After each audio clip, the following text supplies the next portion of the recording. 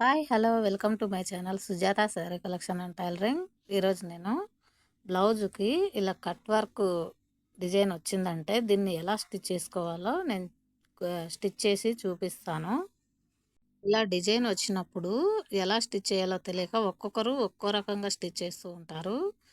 మామూలుగా అయితే ఈ కట్ వర్క్ రాకపోతే మనము క్లాత్ని లోపలికి ఫోల్డ్ చేసి స్టిచ్ చేస్తాము. కానీ ఇక్కడ కట్ వర్క్ వచ్చింది. ఈ కట్ వర్క్ వాళ్ళు ఇచ్చిన డిజైను వేస్ట్ అవ్వకుండా అదే కట్ వర్క్ బ్లౌజ్కు రావాలి అంటే ఎలా స్టిచ్ చేసుకోవాలో నేను చేసి చూపిస్తాను. ఇక్కడ మనకి కట్ వర్క్ కింద క్లాత్ ఏమి ఇవ్వలేదు ఫోల్డ్ చేసుకోవడం కోసము. ఇవి రెడీమేడ్వి కాబట్టి ఇప్పుడు నేను ఎలా స్టిచ్ చేస్తానో చూడండి. మామూలుగా అయితే నేను ఈ లైనింగ్ క్లాత్ని ఇలా లోపలికి ఫోల్డ్ చేసి ఈ వర్క్ని ఇలా పెట్టేసి స్టిచ్ చేస్తాను. కానీ ఈ బ్లౌజ్ ఇలా స్టిచ్ చేయడానికి అవ్వదు. ఎందుకంటే ఈ చివర్లు అంతా క్లాత్‌కి పోగులు పోతూ ఉన్నాయి. చూడండి ఇలా పోగులు మొత్తము ఊడిపోయినాయి ఆల్రెడీ.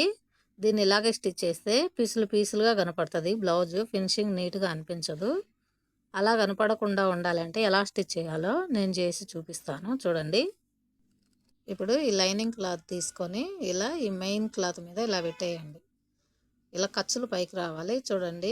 మెయిన్ క్లాత్ రెండు ఒక వైపుకు రావాలి. ఈ ఖర్చులు వచ్చేసి పై వైపుకు రావాలి.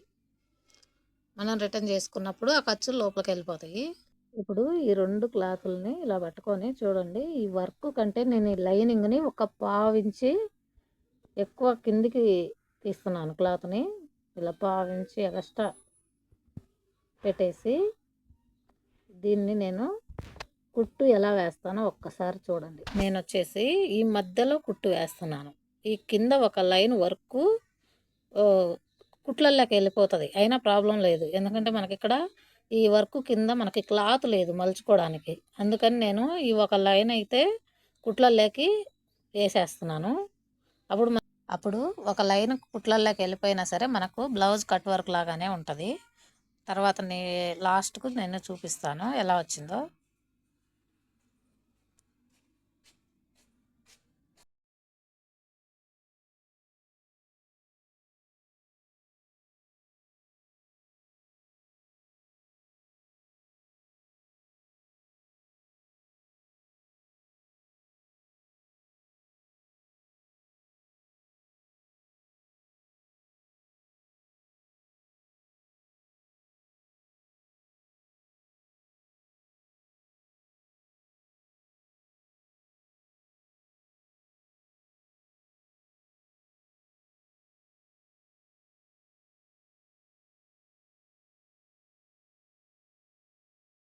తర్వాత దీన్ని ఈ చివర్లో మనకు ఎగస్ట్రా ఉన్న క్లాత్ను మొత్తము ఇలా కట్ చేసేసుకోవాలి.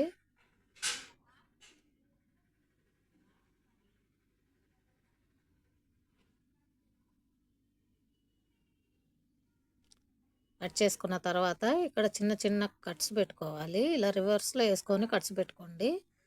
ఇలా మొత్తము చిన్న చిన్న కట్స్ పెట్టుకుంటే మనకు ఫినిషింగ్ నీట్గా ఉంటుంది.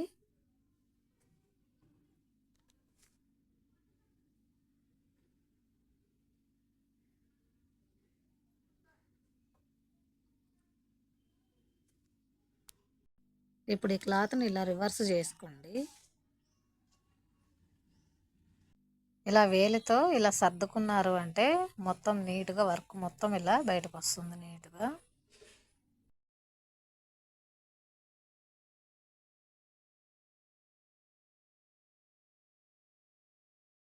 చూడండి ఎంత నీట్గా వచ్చిందో అసలు. చాలా అంటే చాలా నీట్గా ఉంది కదా, బ్యాక్ సైడ్ కానీ ఇలా ఫ్రంట్ సైడ్ కానీ. ఇప్పుడు ఈ మనం జాయింట్ చేసుకున్న దాన్ని ఇలా ఒక కుట్టు వేసుకోండి అనిగేలాగా. ఇలా పైకి లేకుండా ఉంటుంది క్లాత్.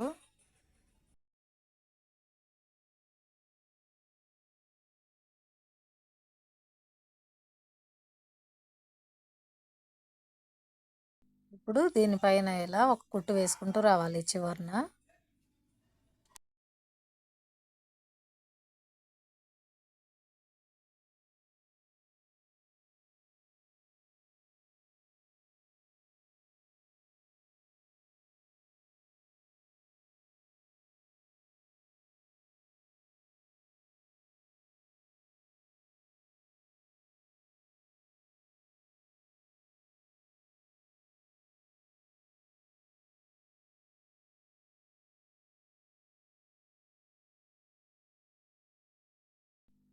ఇక్కడ చూడండి, నేను 2 హ్యాండ్స్ రెడీ చేశాను.